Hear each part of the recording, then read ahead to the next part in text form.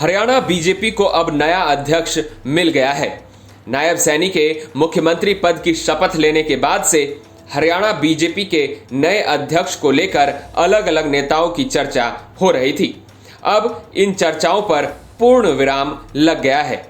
दरअसल मंगलवार 9 जुलाई को बीजेपी के राष्ट्रीय अध्यक्ष जेपी नड्डा ने राई से बीजेपी विधायक मोहन लाल बड़ौली को हरियाणा बीजेपी का अध्यक्ष नियुक्त किया। आइए हम आपको मोहन लाल बड़ौली के अब तक के सियासी सफर के बारे में बताते हैं। मोहन लाल बड़ौली का जन्म साल 1963 में सोनीपत जिले के राई तहसील के बड़ौली गांव में हुआ था।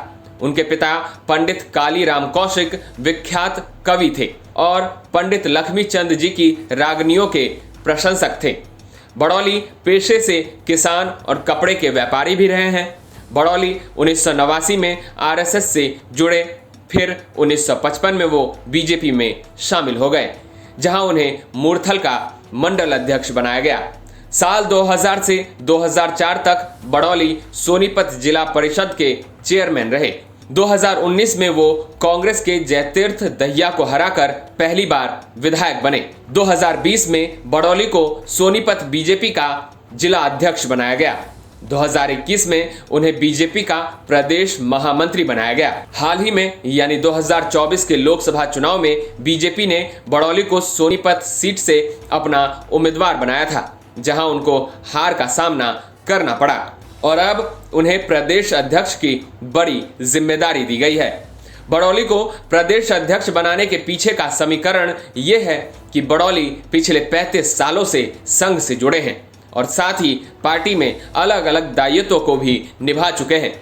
तो वहीं दूसरा कारण उनका केंद्रीय मंत्री मनोहर लाल खट्टर से नजदीकी को भी बताया जाता है। वहीं तीसरा कारण जातिगत समीकरण है, जिसकी राजनीति के जरिए बीजेपी प्रदेश में हैट्रिक लगाना चाहती है।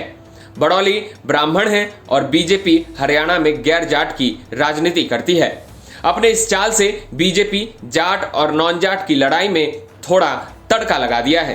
प्रदेश में 7.5% ब्राह्मण वोटर हैं और बड़ौली को अपना प्रदेश अध्यक्ष बनाकर बीजेपी ने ये साफ मैसेज दे दिया है कि एक बार फिर से बीजेपी खुली तौर पर प्रदेश में गैर जाट की राजनीति के दम पर वापसी करने को तैयार है। तो वहीं बड़ौली को प्रदेश अध्यक्ष बनाने के पीछे चौथा कारण जीटी बेल्ट कनेक्शन है। बड़ौली खुद जीटी बेल्ट से आते हैं और बीजेपी की सरकार बनाने में जीटी बेल्ट का अहम योगदान रहा है। जीटी बेल्ट के 7 जिलों में कुल 31 विधानसभा सीटें हैं। मौजूदा कार्यकाल में इन 31 सीटों में से 15 सीटें बीजेपी के पास है और आने वाले विधानसभा चुनाव में बीजेपी चाहेगी कि इस आंकड़े को और बढ़ाया जाए। बहरहाल मोहन लाल बड़ौली को प्रदेश अध्यक्ष बनाने से आने वाले चुनाव में बीजेपी को कितना फायदा होता है, ये तो वक्त ही बताएगा। ब्यूरो रिपोर्ट, हरियाणा तक।